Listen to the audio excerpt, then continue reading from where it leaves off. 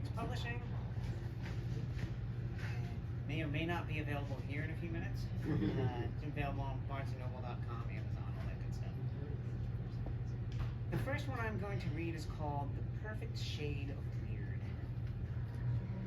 A wise friend told me, I think weird finds weird, and nearly convinced me that I had wasted my entire life searching. Though I'm a deep thinker, not so easily swayed. Weird does find weird. That is true, but weird is not a concrete wall. It has no obvious discernible physical properties. It's more like a wave, a kind of invisible light, difficult to define or quantify. Each individual's wave has a unique pattern of crests and valleys, creating an entire spectrum of weird. Weird finds weird, but maybe yours will find a blue weird when it once is a green. Maybe that's close enough, but maybe it's not. We all crave a weird that will make our weird feel safe and accepted. Tell it that it is beautiful. Dance with it for a spell and perhaps fall in love. Weird finds weird. This is true, but perhaps what we all seek is the perfect shade of weird.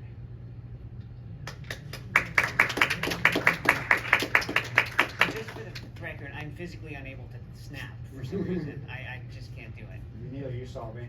I wrote one this bit. The first section is kind of all about my weird little quirks.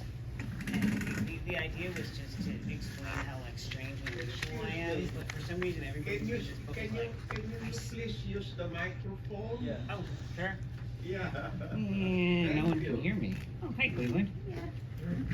I was almost going to do this in the first place, because I'm not all that loud. I'm not going to scream like some How do people you did. how do you manage to get quieter when you use the microphone? I don't know. I'm quieter. Yes, you're Alright. just as quiet. Well, I'm also not reading, I'm just talking. Okay. So, so anyway, these are my weird quirks, and for some reason, everybody who reads the book is like, I see myself in every one of those poems. I'm like, I guess that's a win, but it was the complete opposite of what I was going for, but okay, we'll take it anyway. All right, so this one is called Vacuuming in the Dark. Do you want the light on to do that? They always say. Answer, no, not really. But how can you see the dirt? Cue the switch click, harsh fluorescent glare blinding. I continue, methodically covering every inch of floor in long swishing strokes, thinking, I know I don't have 20/20 vision, but if other people can see every grain of dirt in this multicolored patchwork forest of carpet fibers, perhaps I need to start eating more carrots.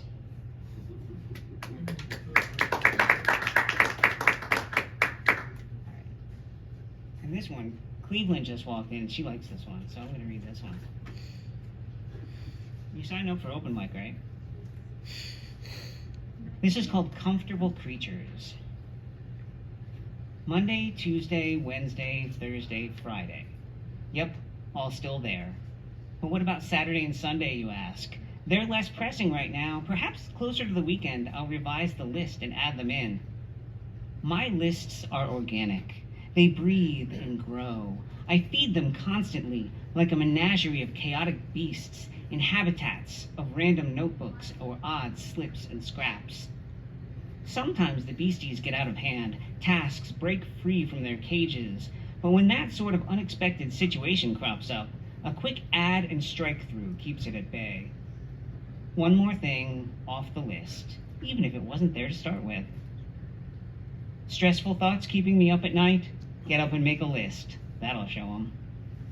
One important note, however, the denizens of pad and pen are but a phylum of my lists.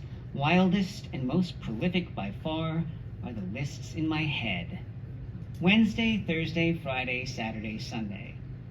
I know them, obviously. I don't need to list them, but I do. First, I'll have coffee, then shower, wash up those lingering dishes. No, wait, breakfast first, then dishes.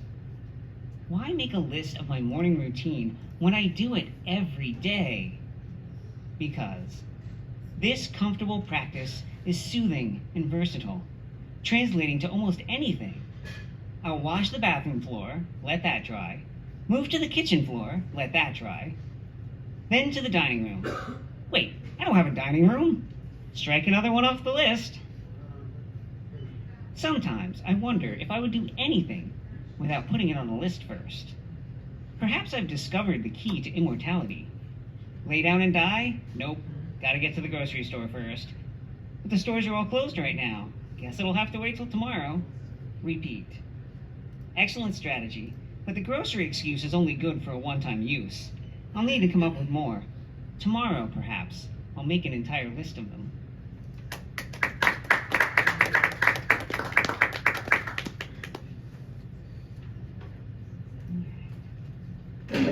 Okay, I'm going to repeat one from last week. Just pretend you didn't hear it.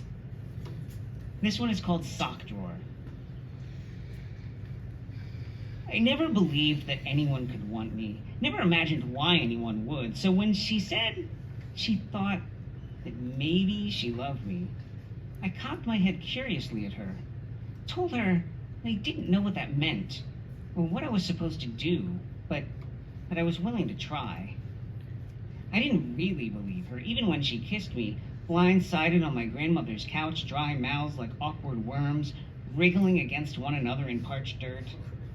The attempts continued, but even when the kisses improved, still I didn't believe her. Then came the carte blanche, the day she told me, I think I'd let you do anything to me at this point. Again, I cocked my head curiously at her, and I replied, do you mean to say that I could come to your house and root around in your sock drawer and you wouldn't mind? And that is where 25 years of communication difficulties began.